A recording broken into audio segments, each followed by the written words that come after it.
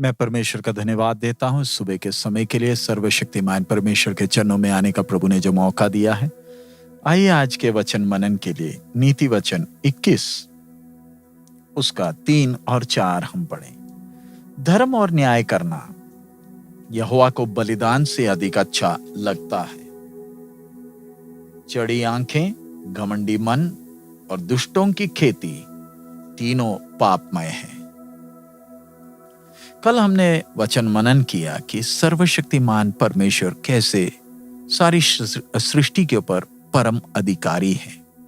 यहां तक कि राजाओं या अधिकारियों के हृदय के ऊपर भी परमेश्वर का राज्य है। पवित्र परमेश्वर मनुष्य से कुछ नहीं चाहता, केवल एक ही बात। परमेश्वर चाहता है कि मनुष्य धर्म और न्याय करे। इस संसार के अधिकारी या राजा लोगों से आदर और इज्जत चाहते हैं जो उनके उस ओहदे के अनुसार है। अधिकारियों को अगर हम कोई तोहफा लेकर जाए तो भी वो उनके अधिकार के गरिमा के अनुसार होना है। और ये अधिकारी या राजा ये ध्यान नहीं देते कि जो दान लाता है या जो तोहफा लाया है उसका स्वभाव कैसा है, उसका व्यक्तित्व कैसा है। ये जो तोहफा लाया या ये जो दान लाया ये कहां से कैसे लाया, उन्हें ये कोई बातें ध्यान नहीं देती। केवल वो जो दान या तोहफा लाए उसकी कीमत को देखते हैं और खुश हो जाते हैं। लेकिन पवित्र परमेश्वर का स्वभाव ऐसा नहीं है। जो सारी सृष्टि का रचने वाला है, जो सारी आशीषों का स्रोत है, मनुष्य से कुछ और नहीं चाहता। लेकिन परमेश्वर एक ही बात चाहता है कि लोग पवित्र जीवन बिताए। इससे दान देने वाला उसको आशीष मिलती है। जैसे वचन में लिखा है, धर्म और न्याय करना यहोवा को बलिदान से अधिक अच्छा लगता है। परमेश्वर कभी भी मनुष्य के चढ़ावे से या बलिदान से खुश नहीं होता। कई बार हम सोचते हैं कि बलि चढ़ाने से परमेश्वर प्रसन्न होता है और वो हमारे जीवन में आशीषें लाता है। ध्यान रखें, हम कभी भी परमेश्वर की महिमा के अनुसार, उस गरिमा के अनुसार का तोहफा तो कभी लेकर आ नहीं सकते। परमेश्वर का वचन सिखाता है कि हम तो सब टिड्डी हैं परमेश्वर के सामने। तो हम जो परमेश्वर के सामने कुछ है ही नहीं, हम कोई बलिदान या चढ़ावे से परमेश्वर को खुश कैसे करें। जब हम परमेश्वर के चरणों में आते हैं तो हमें यह एहसास होना चाहिए कि हम सामर्थी शक्तिशाली परमेश्वर के चरणों में, जो सारी सृष्टि के ऊपर राज्य करता है। हम मनुष्यों के साथ जैसे व्यवहार करते वैसा व्यवहार परमेश्वर के साथ ना करें। सारा सृष्टि परमेश्वर का है और परमेश्वर के महिमा का वो वातावरण हम अपने सीमित दिमाग से हम हिसाब ही नहीं लगा सकते। अगर परमेश्वर अपने ओहदे के अनुसार, उस गरिमा के अनुसार हमसे कोई तोहफा मांगे तो क्या हम मनुष्य कभी भी परमेश्वर की मांग को पूरा कर पाएंगे? हमें हमेशा ध्यान रखना है कि हम परमेश्वर की सृष्टि हैं और आज जो भी खुशी या आशीष हम अनुभव करते हैं वो इसलिए क्योंकि परमेश्वर अनुग्रहकारी है, दयालु है, विलंब से कोप करता है। हम जो परमेश्वर के संतान, जिन्होंने परमेश्वर के अनुग्रह की बहुतायत को अनुभव किया है, क्या हम कभी सोच सकते हैं कि परमेश्वर को हम अपने बलि या चढ़ावे से खुश कर पाएंगे? पुराने नियम में बलियां कभी भी परमेश्वर को दान के तौर पर चढ़ाई नहीं जाती थी, वरन वो परमेश्वर के आज्ञा थे ताकि मनुष्य अपने पापमय स्थिति को समझ सके।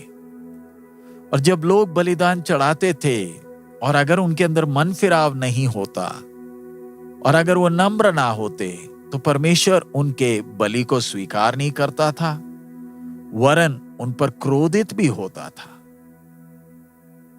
क्योंकि परमेश्वर पवित्र है इसलिए मैंने और आपने ध्यान रखना है कि परमेश्वर चाहता है कि हम पवित्र जीवन बिताएं। उसी के लिए परमेश्वर ने हमें अपने स्वरूप और समानता में बनाया है।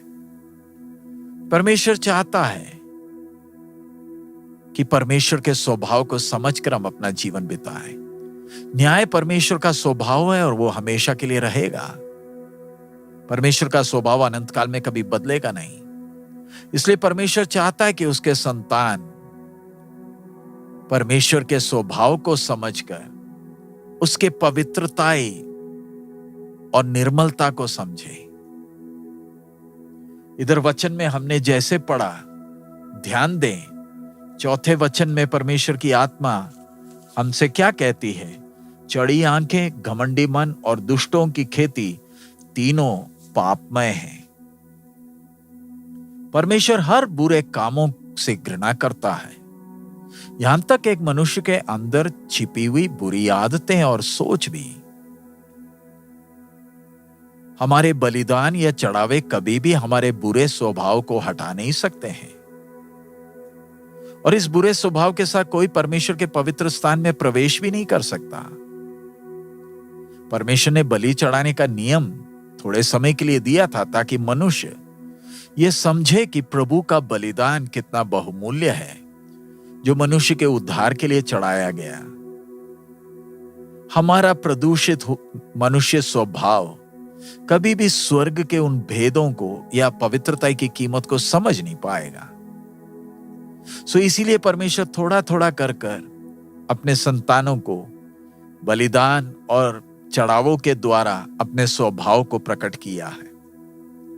लेकिन ध्यान रखें, बलि कभी भी परमेश्वर के मनुष्य के बुरे स्वभाव को हटा नहीं सकता है। इन दिनों में जब हम वचन सीखते हैं, आइए सच्चे मन से प्रभु के चरणों में आए और परमेश्वर के पवित्र स्वभाव को समझे। कई विश्वासी बाइबल पढ़कर खुश हो जाते हैं। उन्हें लगता है बस बाइबल पढ़ने से आशीषें मिलेंगी। वो परमेश्वर के वायदों को भी मुंह जबानी सीखने का प्रयास करते हैं, और उन्हें लगता है प्रार्थना करने के वक्त इनको याद करेंगे, रटेंगे तो आशीषें मिलेंगी। और परमेश्वर को गीतों के द्वारा, आराधना के द्वारा या कुछ पुण्य कामों के द्वारा प्रसन्न करने का प्रयास करते हैं। ध्यान रखें, हम परमेश्वर के संतान हैं। क्या पवित्र आत्मा परमेश्वर आपको हर सच्चाई में चलाता है? क्या आपको आपके जीवन की कमियां दिखाता है? परमेश्वर ने जो मापदंड रखा है उस तक पहुंचने में हमारे जीवन में जो कमियां, उसे पहचानने में मदद करता है? क्या परमेश्वर का वचन हमें सिखाता है परमेश्वर का पवित्र स्वभाव की गंभीरता क्या है? या कहीं ऐसा तो नहीं कि जब हम स्वर्ग में पहुंचे तो हमें लगे कि हम अन्य किसी देश में आ गए, हमें इधर का स्वभाव का कोई पहचान ही नहीं? ऐसा तो नहीं होगा। आइए इन दिनों में हम प्रभु को प्यार करें, परमेश्वर के स्वभाव को समझकर प्रतिदिन उस स्वभाव में बदलने के लिए अपने आप को परमेश्वर की आत्मा के हाथ में सौंपें। हमारे जीवन के द्वारा परमेश्वर की महिमा होने पाए। आइए हम प्रार्थना करें। हमारे अनुग्रहकारी दयालु पिता, हम आपका धन्यवाद देते हैं इस समय के लिए। आपके वचन के द्वारा आप हमें अपने पवित्रताई की गंभीरता को सिखा रहे हैं। प्रभु, हमेशा इस बात को एहसास करने के लिए हमें मदद करें कि आप परम पवित्र हैं, आप धर्मी हैं, आप न्यायी हैं, आपका स्वभाव कभी बदलता नहीं। प्रभु, इन दिनों में सच्चे मन से आपको प्यार करते हुए आपके कद तक बढ़ने के लिए हम एक एक को मदद करें। आपकी आशीष मांगते हैं, हमारे जीवन के द्वारा आपकी महिमा हो सके। यीशु मसीह के मधुर नाम से हम मांगते हैं, आमीन। प्रभु हम सबको बहुत आयत में आशीष दे। हमारा प्रभु अति शीघ्र आ रहा है। मारानाथा।